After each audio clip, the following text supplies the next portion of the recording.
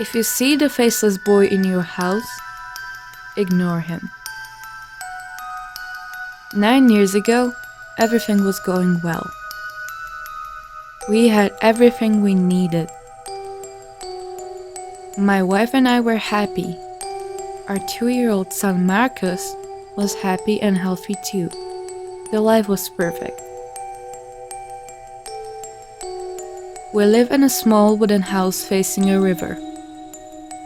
In the forest, but it's not the same house anymore. Not after what happened that day. September 2013. It was 9 a.m. and raining. My lovely wife and Marcus were sleeping when I heard a knock on the door. At first, I was confused because no one lived near us and bears don't knock. I got up and approached the door. I hesitated. I hadn't seen anyone other than my family in years. I was looking through the peephole and there was a man standing there and violently knocking. I opened the door. He ran into my house without my permission to do so. He started talking really fast, something about the boy and the rule. I didn't understand a thing, so I told him to calm down. "You have to ignore it," he said. I was even more confused. Ignore what? The boy! He was talking incredibly loud and he woke up my wife and son. "Who's this, John?" my wife said. "This is my friend." I tried not to alarm her. The stranger continued. "You don't read newspapers? You have no idea what's happening in this town?" I was confused as hell. I wanted to kick him out because he was apparently drunk. But then I remembered, and I was right. It was my friend. I couldn't recognize him because of the new hairstyle and beard. Oh boy, did he change. "Henry, what are you doing here? What's happening with this town?" "I knew it! I knew it! You are completely cut off, my guy, but don't worry, I'll tell you everything you need to know." We sat down. He was completely wet. My wife handed him a blanket and some dry clothes while I was making him a cup of coffee. "You weren't joking. You really did isolate yourself," he said. "I guess, but can you tell me what's going on? You come to my house at 1 a.m. after all these years?" I replied. "I would have called you if you had a phone. What kind of man doesn't have a phone?" "Get to the point," my wife interrupted. He took another sip of his coffee. "The faceless boy appears in people's houses in this town. We have no idea how, but what we do know is that he won't hurt you, unless you pay attention to him." "What are you talking about, Henry?" "I'm dead serious. You just have to ignore it and you'll be fine." I thought he was joking. I hoped he was joking. Instead of taking it seriously, I just said, "Huh, nice one. But if you really want to make me regret the decision to isolate, you have to try harder." This just made me laugh. "John, do you really think I'd go all the way to your house in the middle of nowhere just to tell you a joke?" I stopped fake laughing. I looked at my wife. She was looking at me. Marcus fell asleep again. It was quiet. I was thinking about the things he said. Then I looked at Henry. I wanted to think he was joking, but no one could fake the look on his face. Not even the best actors. What does it do? I asked, just to break the silence. If you ignore him, it does nothing. It just stands there. And if I don't? I had to ask. Then man, it's just not good, you know. Please tell us what happens if we don't ignore it, my wife yelled. If you pay attention to him, you will use your face and you won't be able to breathe. You will also be completely blind and deaf while it's happening. It's like an additional layer of your skin that's suffocating you. It's horrible, he answered. I was stunned. I wanted to know more, but I was too afraid to ask. I was shaking. My wife was shocked. If we don't ignore it, when does it disappear? My wife asked the same thing I wanted to ask. It doesn't go away. You'll have to get used to it. I wanted to wake up from this nightmare. This whole thing just seemed like the worst dream one can have. How do you know it's gonna happen to us? I asked. I don't, but it happened to everyone from this town, Henry said. And even though you live in a forest, you're still in the town, John. Have you experienced it? I asked. No, I don't think it happens to anyone outside the town. I moved out 2 years ago, but I live close enough to know all this and come here. So it's just a matter of time? I asked.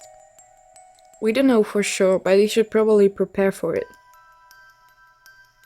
I didn't know what to do, what to say. I closed my eyes. I tried not to think about it. I kept them closed for at least 30 seconds. And when I finally opened them, I saw Henry looking directly at me. He was breathing heavily.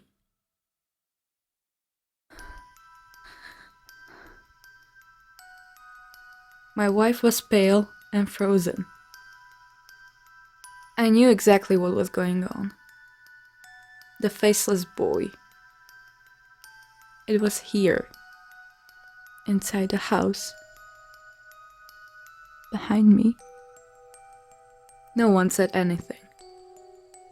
I was sweating. I wanted to turn around, but the look on Henry's face told me not to. I was just sitting there, horrified. What's the kid's name? Henry said in trembling voice. Marcus. I didn't even think about that. It was like an automated response. All I was thinking about was the thing behind me. Is he a good kid? He continued, ignoring the faceless boy. Yeah, he is. He's a good kid. I tried to remain calm. Okay, why don't you show me your bathroom? I'm sure it looks great covered in wood. I got up and walked towards the bathroom with Henry walking behind me. I told my wife to come with us and to bring Marcus. I almost looked at the thing, but I made it to the bathroom without focusing on it. When we got inside, he closed and locked the bathroom door. He looked at me. He was exhausted. My wife was scared.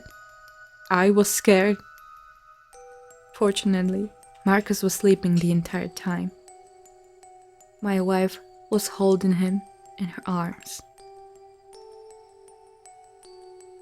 Do you think we're safe here? No, there's no way out, John. You just have to ignore it for the rest of your life. No, no, I can't ignore it. Call 911. I yelled.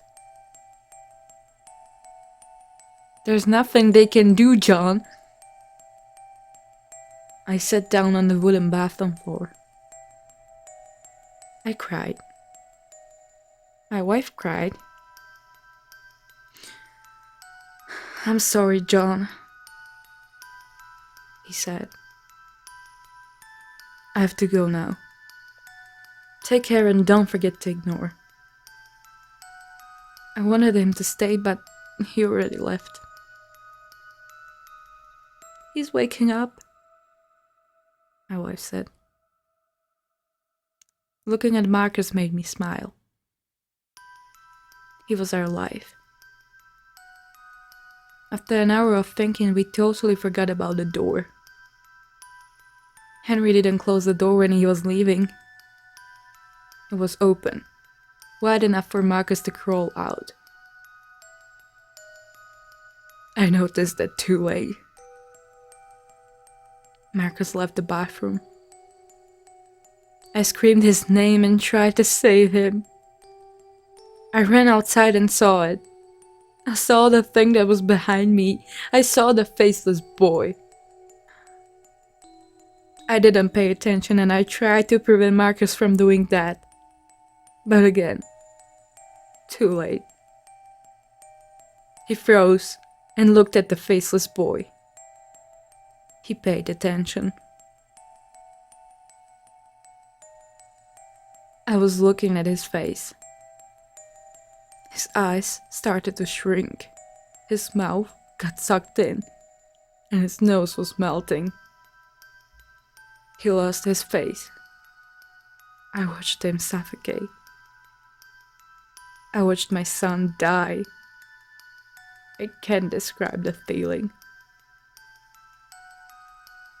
I wanted to look at the faceless boy. I wanted to die.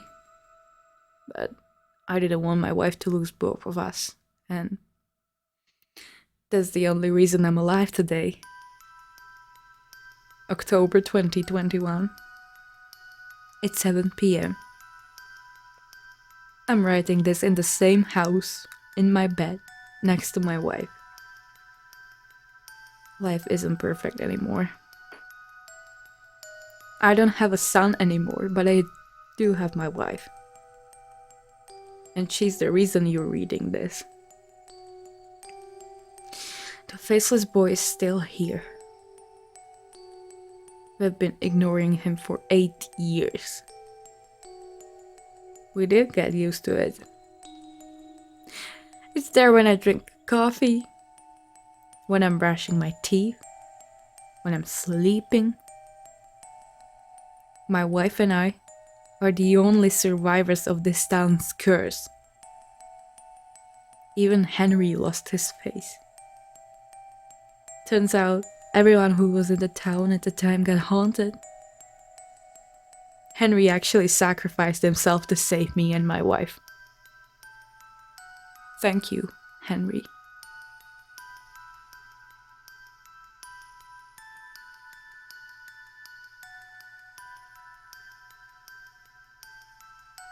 Thank you for listening to my narration. The link to the original story is in the description. You can also check other author stories, and if you want to see more of my work, make sure you subscribe because I will be posting a lot of horror content. Leave a comment. I want to know what you liked and what you hated so I can keep improving. Share this with your friends, and if you have your own stories that you'd like to get narrated by me, you can hit me up on Reddit or Twitter. All the links are down below, so I believe you know what to do. See you next time.